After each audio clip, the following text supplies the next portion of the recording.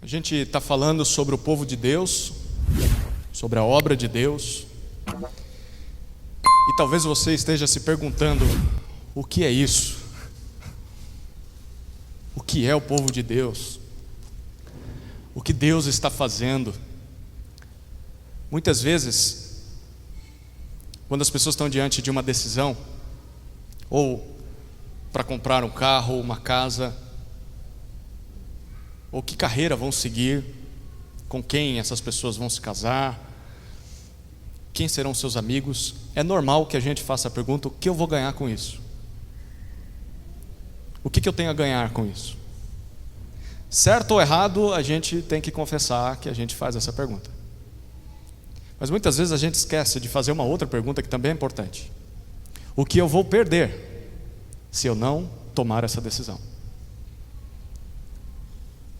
O que eu tenho a ganhar se fizer parte do povo de Deus? E o que eu estou perdendo se eu rejeitar essa oferta? Esse texto de Esther capítulo 8 tem a intenção de mostrar muito claramente o que você ganha ao participar do povo de Deus. Mas indiretamente, ele também está mostrando o que a gente perde se a gente se recusa a participar desse povo. Então, basicamente, são 3 bênçãos, pelo menos 3, tem tantas outras na Bíblia, mas esse capítulo apresenta para nós pelo menos 3. 3 bênçãos de Deus ao seu povo. A primeira bênção é a recompensa. Versículos 1 e 2 de Esther capítulo 8. Acompanhe comigo a leitura do texto.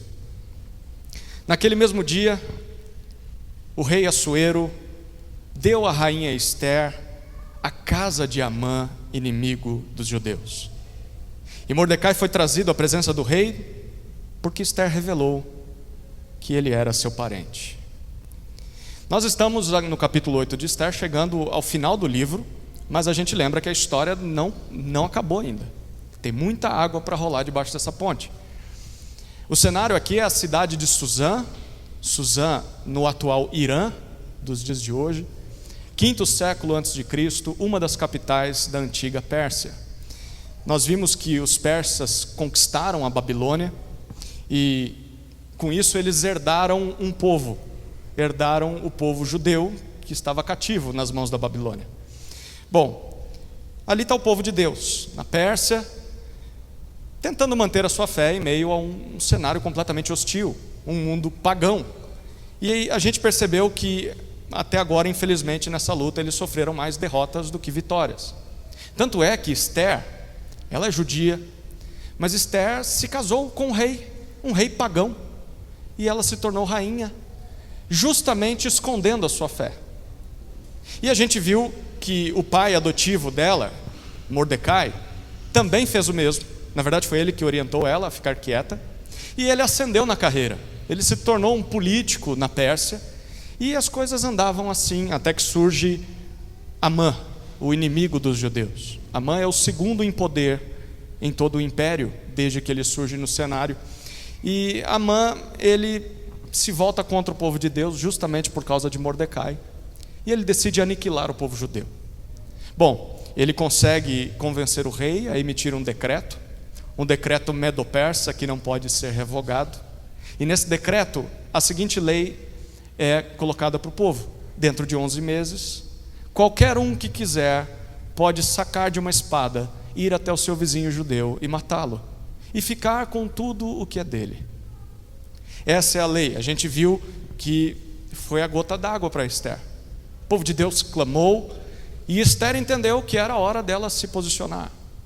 Então Esther ora, jejua, o povo também faz isso por ela. Então ela assume a sua nacionalidade e a sua fé. Ela entra na presença do rei, sabendo que poderia perder a cabeça ao fazer isso. Ela conquista o favor do rei. Ela revela a sua origem. A gente acompanhou essa trama de como ela faz isso. E então ela acusa Amã das maldades dele. O rei fica doido da vida. Amã é enforcado, exatamente na forca que ele preparou para Mordecai. E a gente viu que essa foi uma grande reviravolta. Talvez aqui é o momento em que você diz: pronto, final da história, né? Final feliz para todos. Bom, para todos não, Porque foi um final feliz apenas para Ester e para Mordecai. Todo o povo judeu, em todo o império, nas 127 províncias do governo de Assuero, ainda está marcado para morrer dentro de 11 meses. A morte de Amã foi apenas uma pequena batalha vencida. Ainda falta guerra.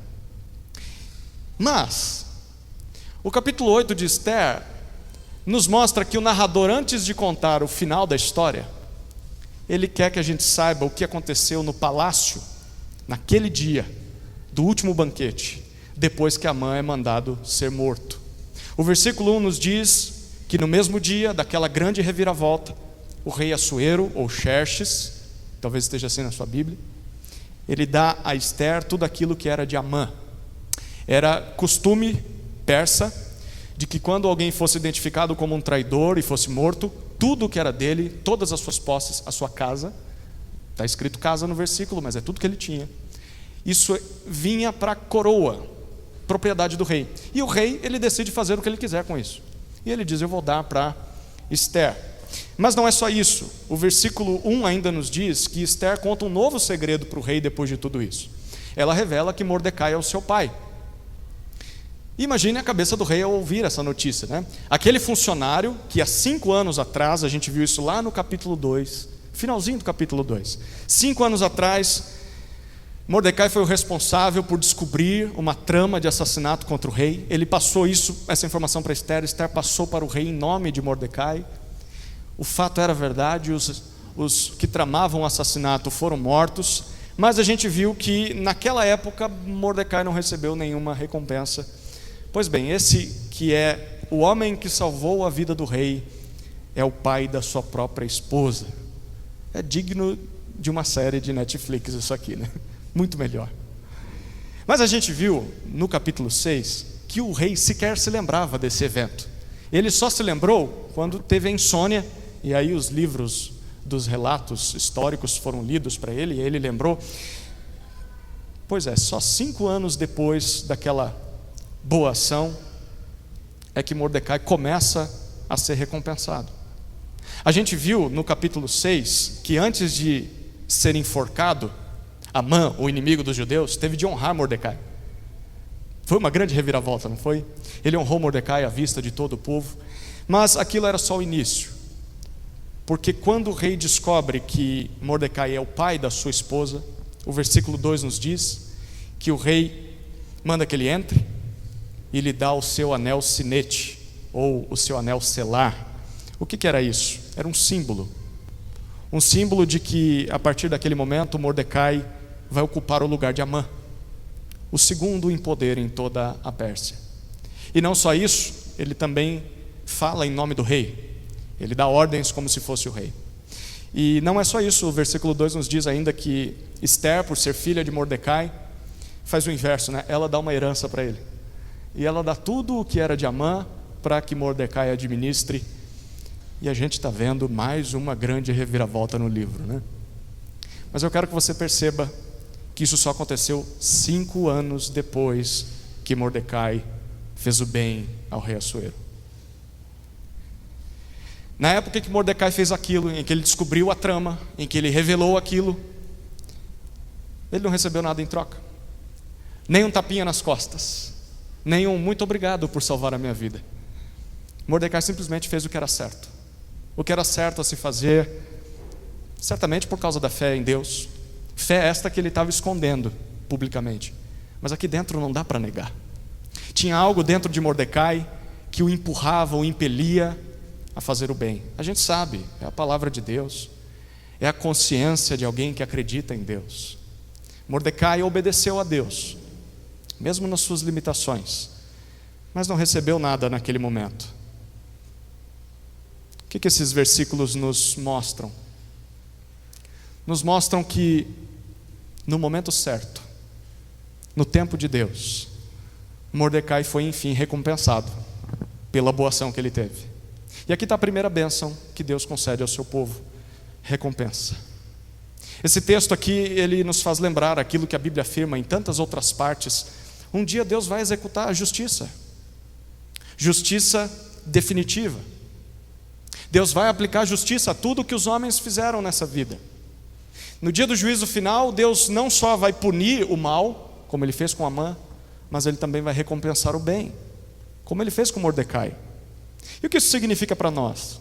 Bom, significa que mesmo que a recompensa nunca venha nessa vida, mesmo que ninguém veja, mesmo que ninguém aplauda, mesmo que ninguém te recompense, um dia Deus fará justiça. Um dia, aquilo que a gente viu começando a se cumprir no capítulo 6, se cumprirá plenamente. Os humilhados serão exaltados e os orgulhosos serão humilhados. Portanto, por mais que você sofra nessa vida, você talvez está sofrendo porque você está se envolvendo com a causa de Cristo. Você está buscando o avanço do reino de Deus. Você está preocupado com o bem da igreja de Jesus. E você faz, mas isso te faz sangrar. Por mais que você sofra nessa jornada, vale a pena continuar fazendo a vontade de Deus, até diante dos inimigos. Mesmo que o mundo, mesmo que as pessoas ao seu redor, talvez o seu marido, a sua esposa não reconheçam o seu esforço. Talvez os seus filhos ou os seus pais não percebam quanto você os serve. Talvez os seus líderes, diáconos, presbíteros, pastores, mentores, nunca vejam o que você está fazendo, nunca reconheçam como está o seu coração, a sua intensidade no serviço a Deus. Mesmo que talvez a igreja nunca reconheça. Você se esforça e apanha, e apanha, e apanha, e nunca há um obrigado, irmão. Como você é importante para a vida dessa igreja. Ainda assim, Deus está vendo tudo. Deus está anotando tudo. E um dia Deus vai nos recompensar justamente. Mesmo que esse mundo injusto nos faça sangrar, Deus um dia nos recompensará. Lembre-se de 1 Coríntios capítulo 15, versículo 58, no final da discussão sobre a ressurreição.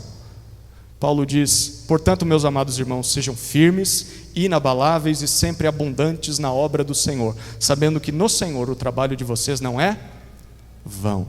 Não é vão. Pense comigo em Cristo. O que é uma vida de sofrimento? O que é uma vida de falta de reconhecimento das pessoas, comparada com a eternidade de recompensas, uma eternidade com peso de glória, o galardão que nós vamos receber de Deus, prometidos e garantidos por Ele. O que é comparado a isso? Essa é a primeira bênção que Deus concede ao seu povo, recompensa. A segunda bênção é favor, e a gente vê isso nos versículos 3 a 8. Acompanhe comigo a leitura.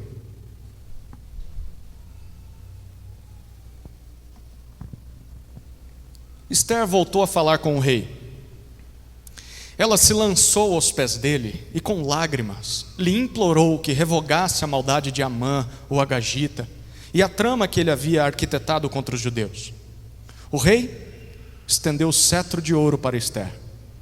Então ela se levantou, pôs-se em pé diante do rei e disse: se for do agrado do rei, se eu achei favor diante dele, se isto parecer justo aos olhos do rei, e se nisto lhe agrado, que se escreva uma ordem, revogando os decretos concebidos por Amã, filho de Amedata, o Agagita, os quais ele escreveu para aniquilar os judeus que se encontram em todas as províncias do rei. Pois como poderei ver a desgraça que sobrevirá ao meu povo, e como poderei ver a destruição da minha parentela? Então o rei Assuero disse à rainha Esther e ao judeu Mordecai: eis que dei a Esther a casa de Amã, que foi pendurado numa forca, porque tinha planejado matar os judeus. E agora, em nome do rei, escrevam aos judeus o que bem lhes parecer, e selem o documento com o anel sinete do rei. Porque os decretos feitos em nome do rei, e que foram selados com o seu anel sinete, não podem ser revogados. Enfim, nós voltamos à trama principal do livro, o dilema do povo de Deus, o povo judeu que pode ser destruído dentro de 11 meses.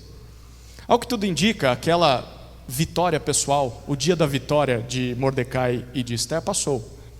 E de acordo com a data que nós vamos ler no versículo 9, cerca de 2 meses se passam entre os versículos 2, o versículo 2 e o versículo 3. Tem um período de 2 meses aqui, porque Esther capítulo 3, versículo 12, disse para nós que o decreto que Amã mandou escrever foi escrito no primeiro dia, ou no primeiro mês do 12º ano do reinado de Assuero. Esse novo decreto, que vai ser escrito por Mordecai, será escrito no 3º mês desse mesmo ano. Então, 2 meses se passam, desde que Amã foi morto, desde que Esther recebeu tudo que era dele, desde que Mordecai foi honrado como segundo em lugar em toda a Pérsia. E a gente descobre que o versículo 3 nos diz que Esther volta a falar com o rei. Nós precisamos lembrar o risco que Esther está correndo aqui. Ela não podia fazer isso, ela poderia ser morta. Mas a gente sabe o que Esther quer.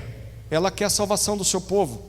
Mas dessa vez não há convite para banquete nenhum, não há rodeios. Esther se lança aos pés do rei e a gente percebe muito claramente a angústia da rainha. E ela, chorando, em lágrimas, implora que ele revogue a maldade de Amã, o decreto de Amã. Uma nota aqui. Por que Esther esperou tanto tempo para falar com o rei novamente? Por que ela não aproveitou aquela oportunidade quando Amã foi descoberto? Lembra, ela pediu: eu peço pela minha vida e pela do meu povo. Bom, o rei garantiu a vida dela, mas e agora? O povo, falta o povo. Por que ela não usou aquela circunstância para pedir para o rei que ele fizesse algo em relação ao decreto de Amã? Bom, mais uma vez nós estamos vendo a prudência de Esther em ação. Perceba isso. Mesmo aflita, angustiada pelo que poderia acontecer com seu povo, Esther esperou o tempo certo para agir. Esther talvez entendeu que naquele dia em que Amã foi morto, pedir algo mais seria pedir demais. Esther foi sábia. Esther sabe, é daqui 11 meses. Então, a gente tem tempo para planejar o que a gente vai fazer. E provavelmente, nesse período de 2 meses, ela orou, junto com Mordecai, junto com o povo de Deus, deu tempo de planejar cada passo, cada palavra, cada atitude, identificar o momento certo para falar com o rei, talvez um dia em que o rei estivesse bem-humorado. Tem um comentarista que diz assim: Esther sabia que há batalhas que devem ser deixadas para outro dia. Não dá para comprar todas as brigas no mesmo dia. Nós podemos aprender muito com Esther aqui. Às vezes nós perdemos oportunidades, ou nós nos metemos em mais confusões ou problemas, porque nós somos muito afobados. Nós queremos resolver todas as coisas no mesmo dia, e a gente força as coisas às vezes. Há tempo para tudo. Nós devemos pensar muito bem antes de agir, porque se é possível, se dá tempo de planejar, se dá tempo de pensar, nós devemos usar o tempo que nós temos com sabedoria, porque decisões precipitadas podem estragar tudo. Não se deve abusar do favor de alguém que tem autoridade, deve-se ir devagar. E é por causa disso que a gente lê nos versículos 4 a 6, que por causa dessa prudência, Esther sim alcança o favor do rei. O texto diz para nós que ele estende o cetro de ouro para ela, e a gente sabe, isso é favor, é graça. Esther se levanta, e Esther então explica o seu pedido. Ela diz: rei, revogue a maldade planejada por Amã. Ela até chega a afirmar: eu não vou suportar, estando viva, ver o meu povo sendo aniquilado. Como é que o rei responde? Os versículos 7 e 8 nos mostram. Ele chama Mordecai, agora Mordecai é o seu braço direito, e ele diz para os dois: eu já fiz bastante pelo povo judeu, não fiz? Eu dei tudo o que era de Amã para vocês, mas eu vou fazer algo mais. Vocês podem escrever um novo decreto. Escrevam em meu nome, do jeito que vocês quiserem, para defender o seu povo. O rei aqui lembra Esther algo que qualquer pessoa naquela época sabia. E Esther também sabia que um decreto selado pelo anel do rei, ele não pode ser revogado. Então aquele decreto de Amã não pode ser anulado. Ele vai acontecer.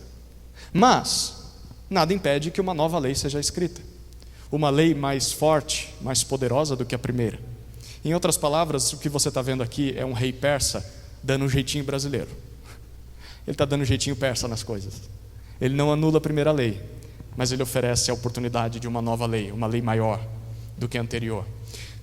No que isso vai dar? A gente vai ver o que não vai, onde vai levar essa história. Mas eu quero que você foque naquilo que o narrador quer que a gente perceba.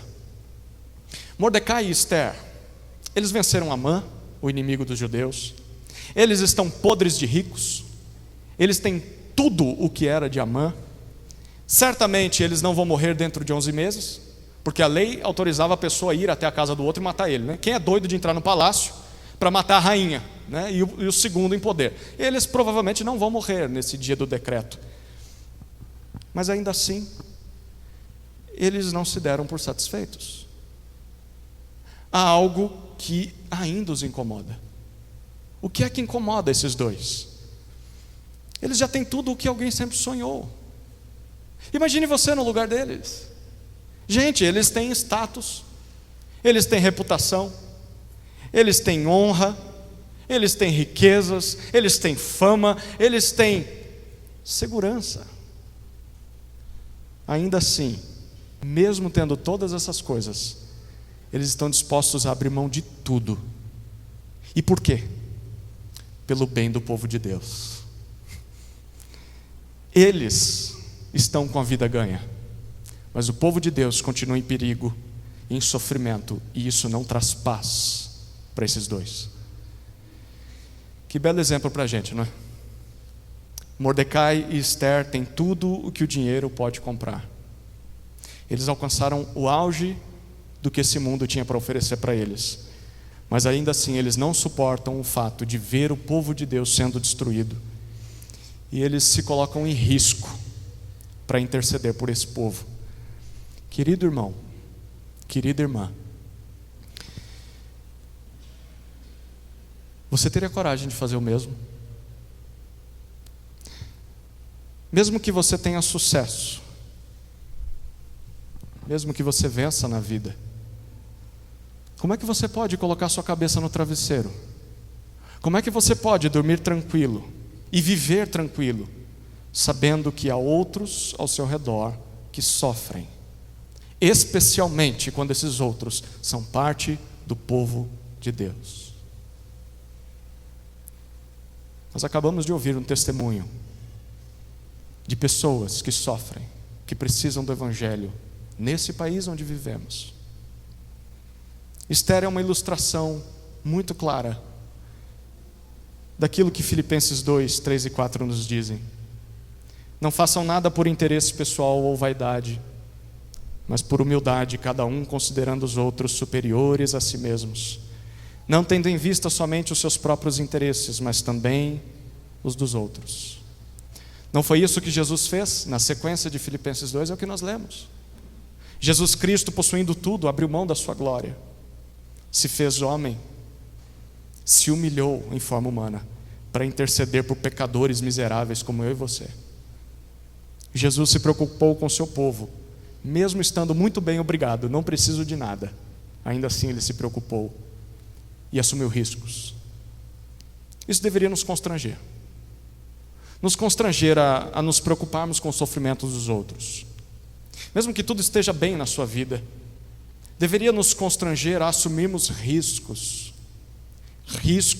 e talvez até perdermos o conforto que nós temos pelo bem do povo de Deus. E aqui eu quero fazer algumas perguntas de provocação para o nosso coração. O que é que nós temos feito pela igreja de Jesus, pelo bem do povo de Deus? O que você poderia estar sacrificando para poder abençoar outras vidas, para amenizar o sofrimento de outras vidas? O quanto você tem feito pela obra de Deus nesse mundo? O quanto você tem se envolvido com o evangelismo? O quanto você tem se envolvido com o discipulado de pessoas? O quanto você assume riscos para aconselhar outros? O quanto você se compromete com ofertas, sabendo que daria para se comprometer mais? O quanto você se envolve com missões? O quanto você intercede? O quanto você ora em favor de outros crentes que sofrem? O quanto você ora pela igreja perseguida, por irmãos que estão sofrendo simplesmente porque querem seguir Jesus igual você segue? mas o seu país não permite que isso aconteça. Esther fez isso, e Esther recebeu favor da parte do rei, e a gente sabe quem está por trás disso, né? É Deus, Deus movendo o coração do rei. Essa é a segunda bênção que Deus concede ao seu povo, favor. Ousemos nos colocar em risco pelo bem do povo de Deus, pela obra de Deus nesse mundo. Deus sempre vai nos conceder o seu favor, mesmo que a situação seja impossível. Deus pode reverter, Deus pode transformar as situações, Deus pode até mesmo mover o coração de reis. Ouse, simplesmente se coloque à disposição. A terceira e última bênção que Deus concede ao seu povo é a salvação. Olha o que dizem os versículos 9 até 17.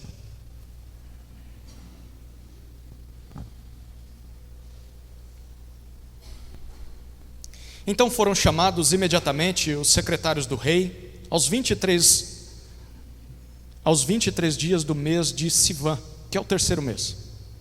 E segundo tudo que Mordecai ordenou, foi redigido um decreto para os judeus, para os sátrapas, para os governadores e para os oficiais das províncias que se estendem da Índia até a Etiópia, 127 províncias, a cada uma no seu próprio modo de escrever e a cada povo na sua própria língua, e também aos judeus, segundo o seu próprio modo de escrever e na sua própria língua. Escreveu-se em nome do rei Assuero e se selou com um anel sinete do rei. As cartas foram enviadas por meio de mensageiros montados em jinetes, criados nas estrebarias do rei. Nas cartas, o rei permitia aos judeus de cada cidade que se reunissem e se organizassem para defender a sua vida, para destruir, matar e aniquilar de vez toda e qualquer força armada do povo da província que viesse contra eles, crianças e mulheres, e que se saqueassem os seus bens no mesmo dia, em todas as províncias do rei Assuero, no dia 13 do 12º mês, que é o mês de Adar. Uma cópia da carta que determinava a proclamação da lei em todas as províncias foi enviada a todos os povos, para que os judeus se preparassem para aquele dia, para se vingarem dos seus inimigos. Os mensageiros, montados em jinetes que se usavam no serviço do rei, partiram imediatamente, impelidos pela ordem do rei, e a lei foi publicada na cidadela de Suzã. Então Mordecai saiu da presença do rei, com trajes reais em azul celeste e branco, com uma grande coroa de ouro e um manto de linho fino e púrpura, e a cidade de Suzã exultou e se alegrou. Para os judeus houve felicidade, alegria, júbilo e honra. Também em cada província e em cada cidade onde chegava a palavra do rei e a sua ordem, havia entre os judeus alegria e júbilo, banquetes e festas. E muitos que eram dos povos da terra se tornaram judeus, porque o temor dos judeus tinha caído sobre eles. Como nós vimos anteriormente, 2 meses se passaram desde a emissão do decreto de Amã, que foi escrito no capítulo 3. Mas agora tudo está diferente. Amã já não existe mais, ele já foi morto. Quem ocupa o seu lugar é Mordecai, e dessa vez quem está convencendo o rei a emitir um novo decreto não é mais Amã, o inimigo dos judeus, mas é sua própria esposa, a rainha Esther. Eu quero que você repare esse detalhe no versículo 9. Veja o que Deus pode fazer no intervalo tão pequeno de tempo. 2 meses. 2 meses. Em 2 meses, Deus virou a situação completamente. Deixa eu dizer, certamente, ao invés de nos desesperarmos diante da situação difícil da vida, seja ela qual for, vale a pena clamar ao Senhor, vale a pena confiar no Senhor, vale a pena descansar no Senhor, porque dentro de poucos dias tudo pode mudar. Tudo pode mudar. Debaixo da soberana mão de Deus, as coisas são assim. Para Ele um dia é como 1000 anos, 1000 anos é como um dia. Nada é impossível para Deus, inclusive um novo decreto. É o que lemos no versículo 10. Um decreto ordenado e enviado por Mordecai em nome do rei Assuero, selado com aquele anel, a todas as autoridades do império, em suas línguas, especialmente ao povo judeu. Qual é o conteúdo desse decreto? A gente vê nos versículos 11 até 14. Basicamente é o seguinte: olha, no dia determinado, aquele do dia do decreto de Amã, para que os judeus sejam mortos pelos seus vizinhos, nesse dia eles vão poder se reunir, eles vão poder se organizar para se defender. Então aquela lei de Amã, a primeira lei, ela não foi anulada, como a gente já viu, mas essa segunda está permitindo que o povo de Deus se defenda dos seus inimigos, caso eles sejam atacados. Daqui a 9 meses, que é quando o decreto vai se cumprir, todo aquele que atacar o judeu vai poder ser destruído. E o povo de Deus ainda vai poder ficar com as posses dessas pessoas, né? A lei é urgente. A gente vê que Mordecai dispõe dos correios reais.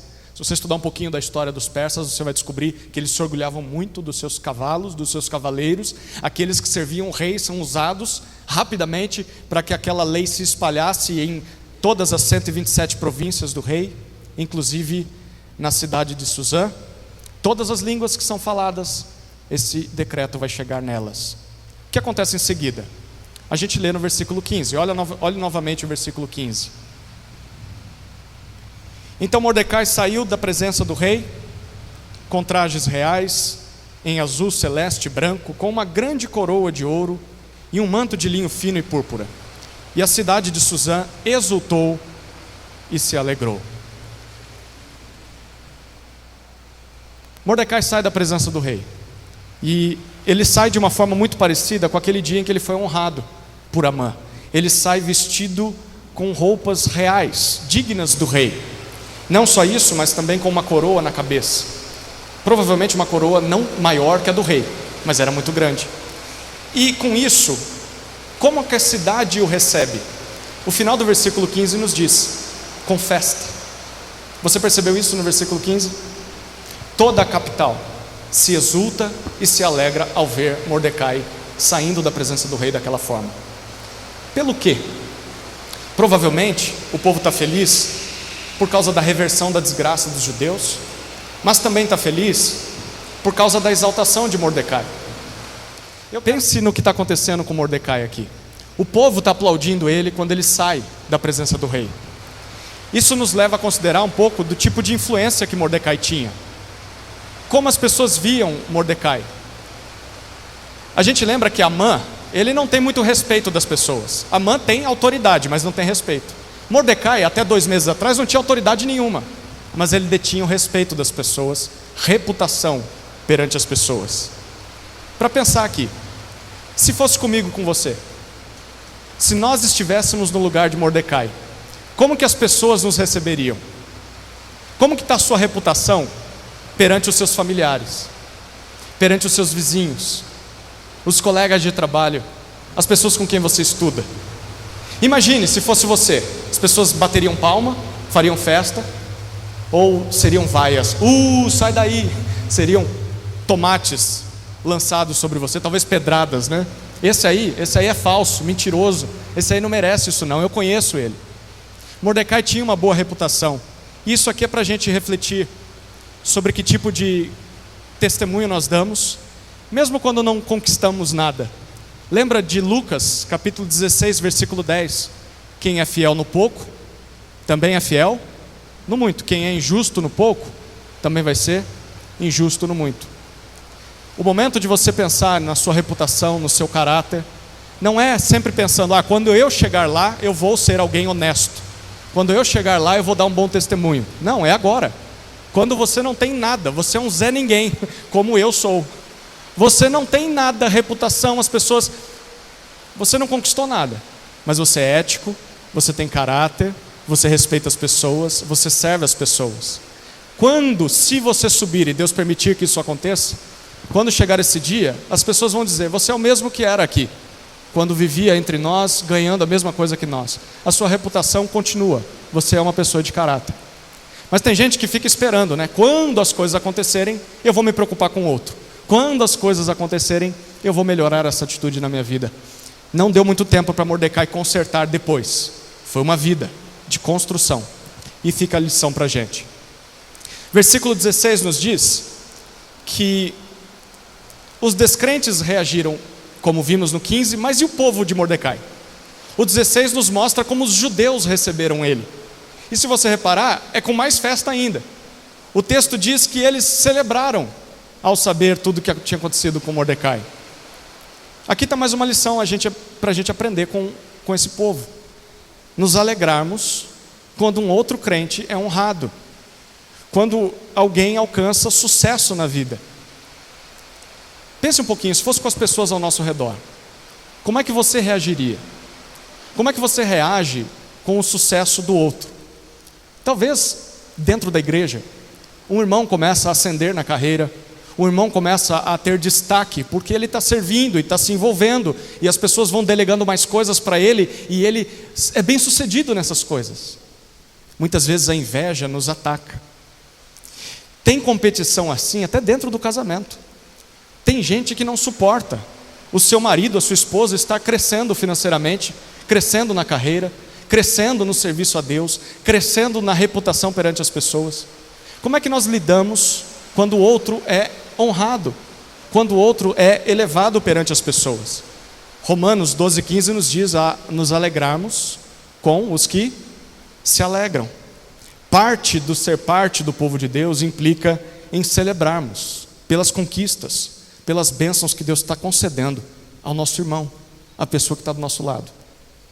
E além da festa na capital, o versículo 17 diz para nós que em todas as 127 províncias em que a notícia do novo decreto chegou, todos os judeus celebraram com alegria, festas e banquetes, e isso também fez com que muitos que eram de outros povos, muitos pagãos, se convertessem à fé dos judeus, se tornassem como judeus. O texto diz para nós, porque o temor dos judeus, óbvio, o temor a Deus, tinha caído sobre essas pessoas. Essa é a terceira bênção que Deus concede ao seu povo: salvação. E nessa salvação, que seria futura, é dentro de 9 meses, não é agora, vai acontecer. E era uma salvação que eles ainda teriam que lutar. Eles vão ter que se defender caso alguém tente atacá-los. Mas ainda assim era uma boa notícia. Essas pessoas até agora só sabiam que morreriam. Mas agora vem do rei um novo decreto. Vocês podem se defender. Com certeza qualquer pessoa vai pensar 2 vezes antes de atacar esses judeus daqui 9 meses. Ainda mais depois de tudo que aconteceu, né? Toda a reviravolta com Amã. E provavelmente foi esse um dos motivos que fez com que muitos virassem judeus. Quem é doido de se colocar contra esse povo? Porque Deus está com esse povo.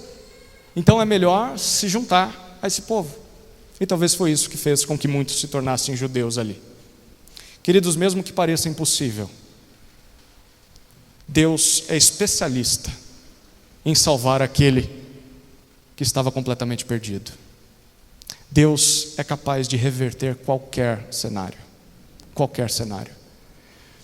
Portanto, eu quero dizer, se você hoje se encontra numa situação em que tudo parece perdido, talvez você veio para cá angustiado, angustiada, porque a calamidade está batendo na sua porta, a dificuldade está afligindo a sua alma. Talvez você olhe para o lado e não veja mais esperança. Talvez você já tenha sido desenganado pelas pessoas. Talvez você já não tenha mais a quem recorrer. Clame a Deus. Clame a Deus, Ele é capaz de te socorrer. É isso que Deus faz. É isso que Deus faz com o povo dele. Deus sempre dá um jeito de reverter a situação do seu povo. Deus faz isso para a sua glória. Seja o pecado do seu povo, seja a doença do seu povo, seja a morte, seja o diabo ou qualquer outra coisa que se levante contra o povo de Deus. Nada, ninguém é capaz de impedir Deus de agir. Nada e ninguém é capaz de impedir que Deus salve aquele que se aproxime dele buscando salvação. Aliás, é sobre isso que eu quero falar na minha conclusão.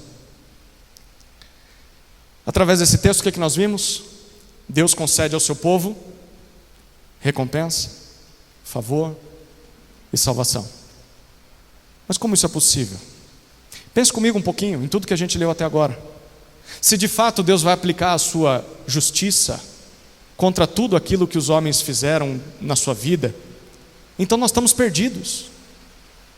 Perdidos. Isso sim, porque Deus vai castigar os que praticaram a injustiça, os que praticaram o mal nesse mundo. Mas e quanto a nós? Você acha que nós vamos ficar ilesos ao juízo de Deus?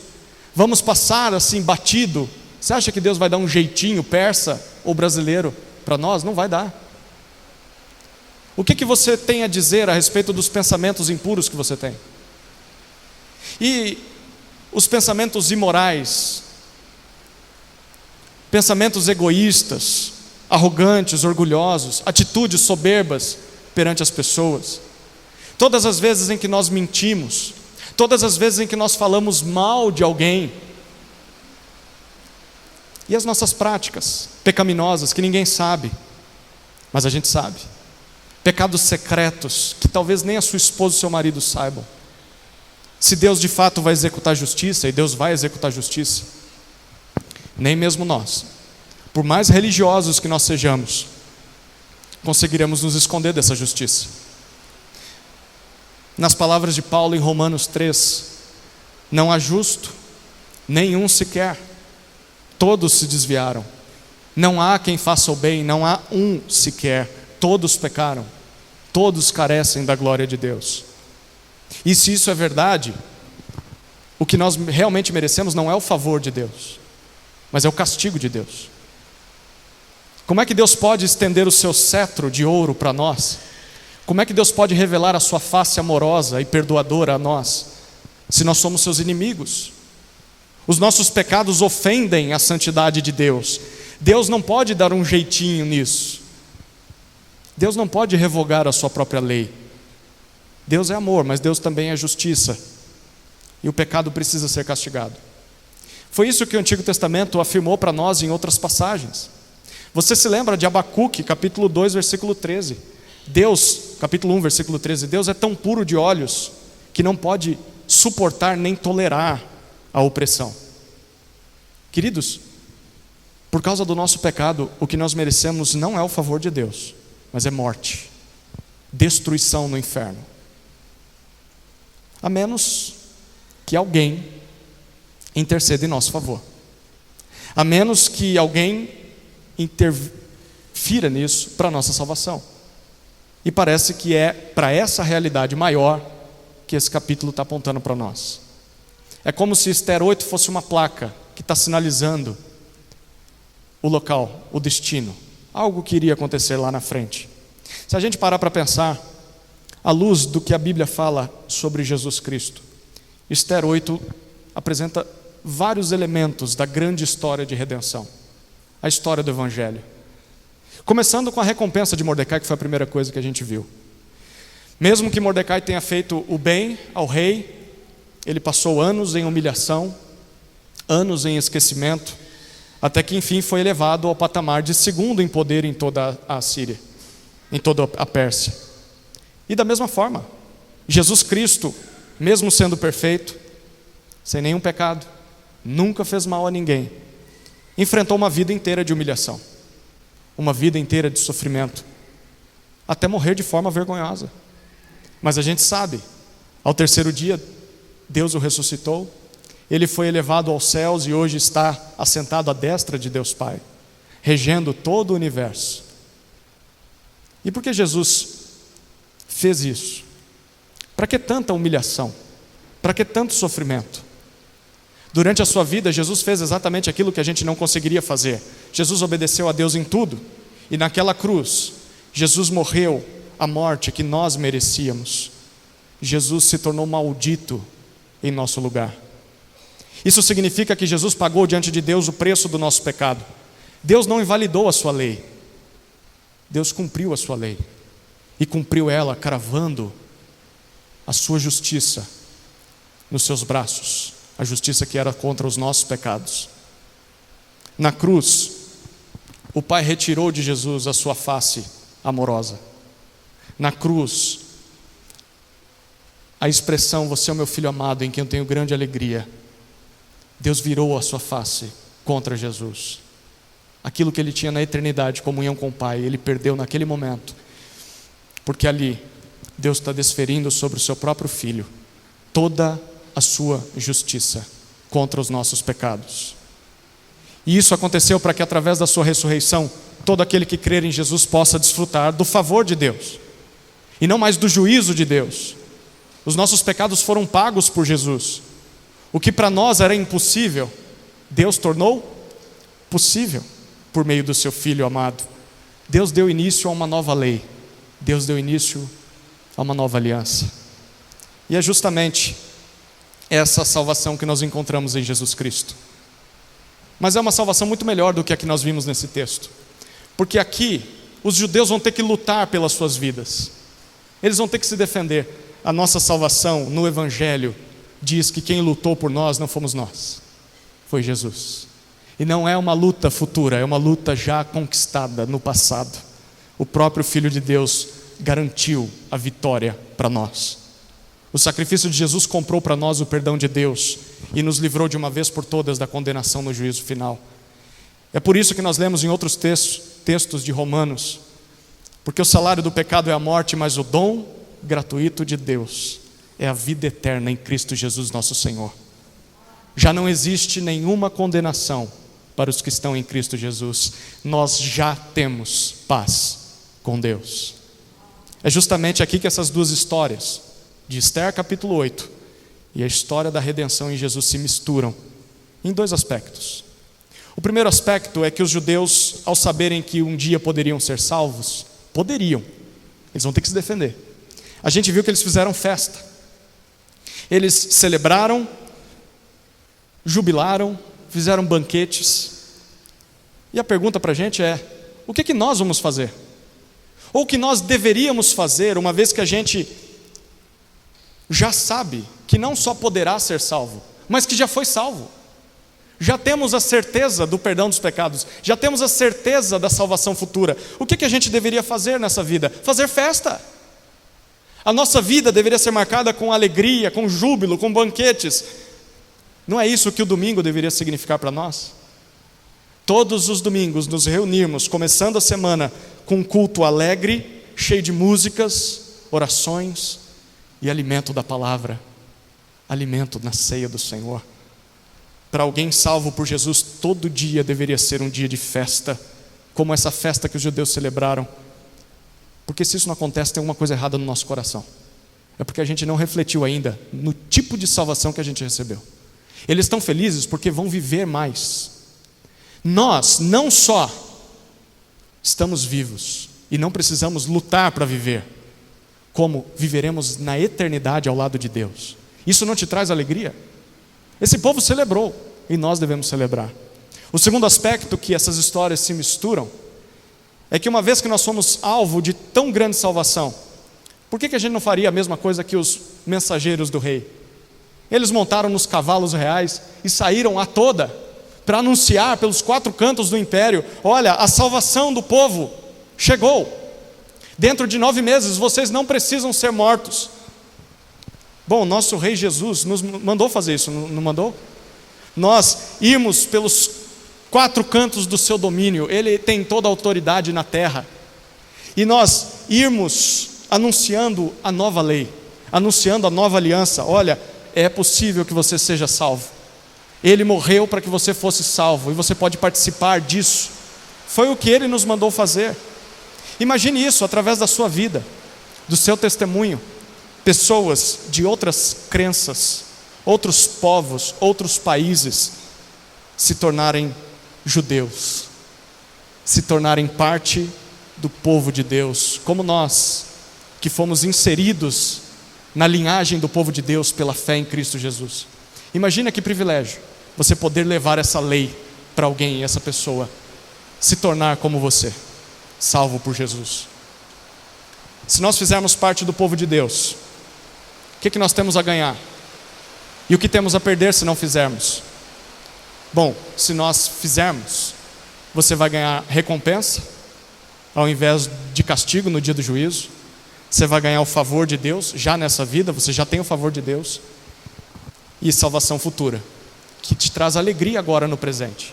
Então, a minha palavra para você que já faz parte do povo de Deus, você que já crê em Jesus Cristo, Lembre-se de todas essas bênçãos que você já recebeu. Mesmo que a batalha nesse mundo esteja difícil, mesmo que a sua caminhada esteja penosa, lembre-se disso: Cristo já te deu a vitória futura. Você já é mais que vencedor em Cristo Jesus. Não se esqueça disso. Mas o que nós temos a perder se não fizermos parte do povo de Deus? Tudo ao contrário.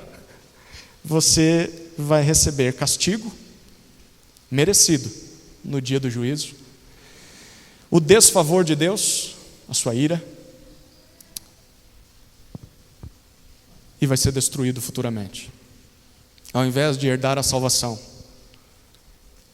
além de viver uma vida de solidão nessa terra, nesse mundo, uma vida infeliz, ainda vai amargar a condenação eterna por conta dos seus pecados. Então a escolha é sua. Hoje Deus está te dando a oportunidade de experimentar o impossível acontecendo na sua vida. E esse impossível é muito mais do que uma cura física, é muito mais do que a reversão daquele processo, é muito mais do que a mudança do seu status social. O impossível é um pecador sendo perdoado por Deus através do sangue de Jesus. Hoje você tem a oportunidade de experimentar o impossível na sua vida, ser salvo por Cristo. Basta que você faça como Esther. No versículo 3, ela entrou na presença do rei, se lançou aos seus pés com lágrimas e implorou por salvação. Faça isso hoje. E certamente, se você fizer isso hoje, Deus vai responder como o rei respondeu no versículo 4. Ele vai estender o cetro de ouro, Ele vai te receber, Ele vai te abraçar com graça e vai te receber como filho amado, perdoado pelo sangue de Jesus. Amém?